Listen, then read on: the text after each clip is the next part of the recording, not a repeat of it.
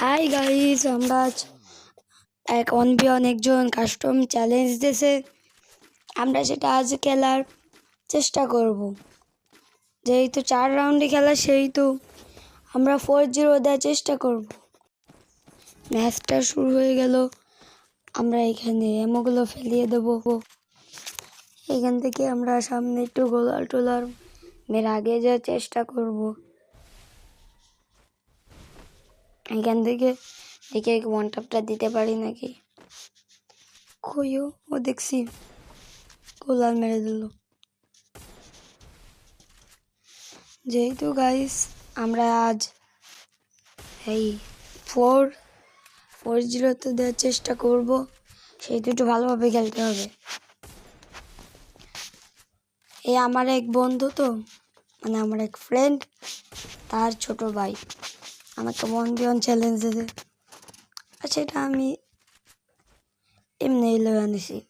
আমি তেমন কোনো ভালোভাবে খেলার চেষ্টা করব না। এই 2-3 ওয়ান টপ লাগিয়ে ওকে গেম থেকে বের করে দেবো। বেচারি ওয়ান টপ খেয়ে গেল প্রথম রাউন্ডেই। পরে এখান থেকে আমরা প্রয়োজনীয় কিছু জিনিস নেব। গাইস এখান থেকে রিপেয়ার কিট উঠিয়ে নিই, একটু ওয়ান টপ দেওয়ার প্র্যাকটিস করে নিই, কারণ আমি তো পারি না। গাইস তেমন ভালো খেলতে পারি না। গাইস আমাকে একটু সাপোর্ট করেন, আমি তেমন ভালো খেলতে পারি না। গাইস যে মাঝে মধ্যে 2-1 ওয়ান টপ লাগে, তাছাড়া তো ওয়ান টপ সেটা কি সেটাই আমি জানি না। এখান থেকে আস্তে আস্তে স্লো মোশনে আমরা এগিয়ে যাব, কোনো তাড়াহুড়া নেই। ও কোনো ভালো খেলে, আমরা সময় গোলালে কভার হয়েছে বলে আমাকে মারতে পারতেছে না। এ ভাই, এটা তো ঠোয়াটা ভাই, এটা টুক করে লেগে গেছে। গাছ এটা ওয়ান টপ লাগার পর দ্বিতীয় রাউন্ডটাও শুরু হয়। আর এই ম্যাচটা যদি হেরে যায় তাহলে আর ওকে এই 4-0 দেওয়া হবে না, এই ম্যাচটা যদি খালি হেরে যায়। তাও গাইস চেষ্টা করব কাস্টমটা একটু ভালোভাবে খেলার।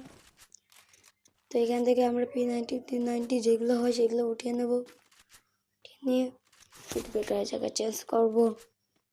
তো ওয়ান টপে প্র্যাকটিস করি, কারণ আমরা লাগাতেই পারি না। ক্যাম্বোগুলো ফেলিয়ে দিই, আবার আমি উঠে যাবে। এই রাউন্ডটা একটা সিন হয়েছিল গাইস, আপনারা শুধু দেখলেই হাসতে হাসতে মরে যাবে না। গাইস আপনারা বললে আমাদের সাবস্ক্রাইবার তো থাকবে না, মানে আপনারা হাসবেন, মরে যেন না আবার। ঠিক আছে, মরলে আমার সাবস্ক্রাইবার থাকবে না, আমি অনাথ হয়ে যাবো না। তারপরে যাই হোক গাইস, মেলা কথাবার্তা হয়েছে, এবার মেন কাহিনীতে যাওয়া যাক।